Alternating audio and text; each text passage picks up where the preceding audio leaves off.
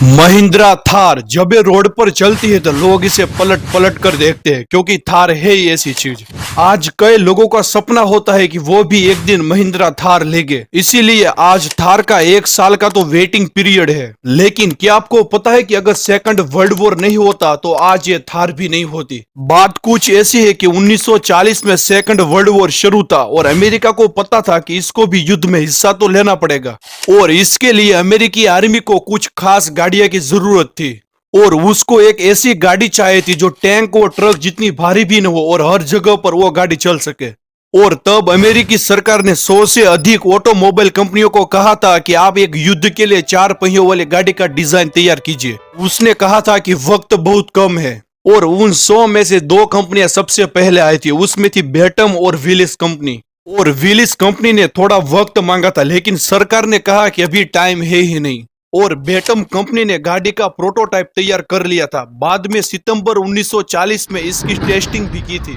और सरकार की सभी उम्मीद पर यह गाड़ी खरी उतरी थी। और अमेरिकी सरकार को ऐसी हजारों लाखों गाड़ियां चाहिए थी लेकिन बेटम इतने कम समय में इतनी सारी गाड़ियां बनाने में तैयार ही नहीं थी और इसीलिए इस गाड़ी का डिजाइन विलिस कंपनी को दिया गया और 1943 में विलिस ने गाड़ी बनाई और तब इस गाड़ी का ब्रांड नेम जीप रखा और इसको रजिस्टर भी करवा लिया और ट्रेडमार्क भी ले लिया और अमेरिकन आर्मी के लिए हर जगह पर इस जीप का इस्तेमाल होने लग गया था। और जब तक सेकंड वर्ल्ड वॉर खत्म हुआ था तब तक 6,40,000 गाड़ियां बनाई थी जीप की और तब तक तो पूरे अमेरिका के अंदर ये जीप बहुत फेमस हो गई थी और हर कोई इसे देखता था, लेना का सपना भी देखता था। लेकिन जब 1955 के अंदर युद्ध बंद हो गया था तब जीप की डिमांड भी धीरे धीरे कम होने लग गई थी, इसलिए जो कुछ गाड़ी बची थी और विलिस कंपनी ने सोचा कि इसे अमेरिका के अंदर आम लोगों को भी बेचना शुरू कर देते हैं और विलिस ने इसके 1-2 मॉडल भी लॉन्च किए थे लेकिन अमेरिका के अंदर कोई लोग इसे लेना नहीं चाहता था, मतलब कि बहुत कम लोग ले रहे थे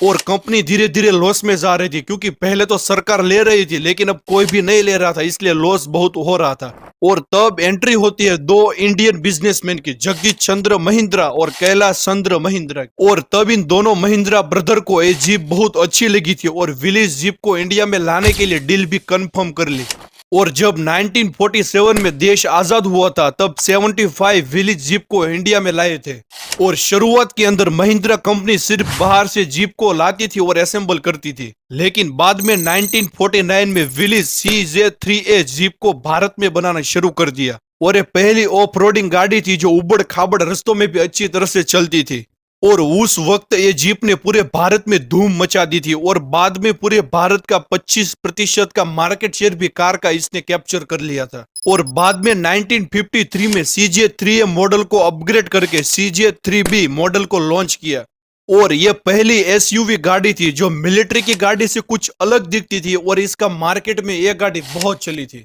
और 1985 में महिंद्रा ने CJ3B का लुक बदल दिया और इसका नाम महिंद्रा MM540 नाम रख दिया और इसका जो इंटीरियर होता है वो भी पहले की जीप से अलग था और ये SUV थी। और जब महिंद्रा विलिस से अलग हो गई थी तब महिंद्रा ने महिंद्रा MM550 मॉडल को भी लॉन्च किया था और फिर महिंद्रा क्लासिक आई, फिर साल 2000 में आर्मी वालों के लिए महिंद्रा रक्षक आई, फिर बाद में 2006 में महिंद्रा लीजेंड आई और लास्ट में ये पूरी सीरीज की महिंद्रा मेजर आई।